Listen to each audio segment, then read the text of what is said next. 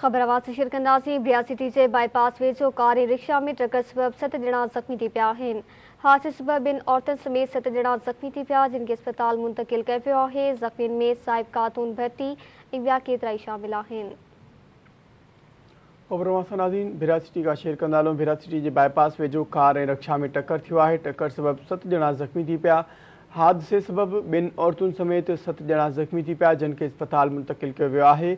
ज़ख़्मियुनि में साहिब खातून भट्टी, गुलाम भट्टी ऐं ॿिया शामिल आहिनि। तफ़सील मालूम कंदासीं। नदीम मंगी असां सां लाइन ते मौजूदु आहे। नदीम, आगाह कजो, छा तफ़सील आहिनि?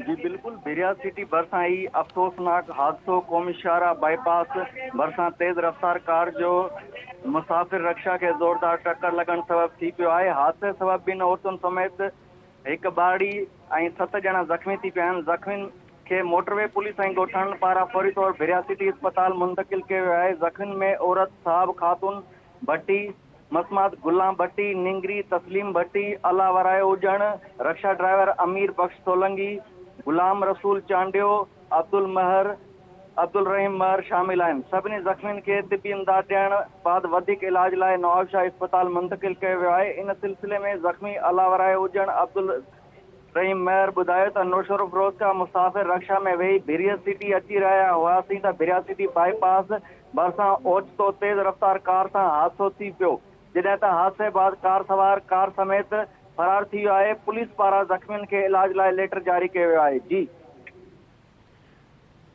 वॾी महिरबानी नदीम, आगाह करण लाइ।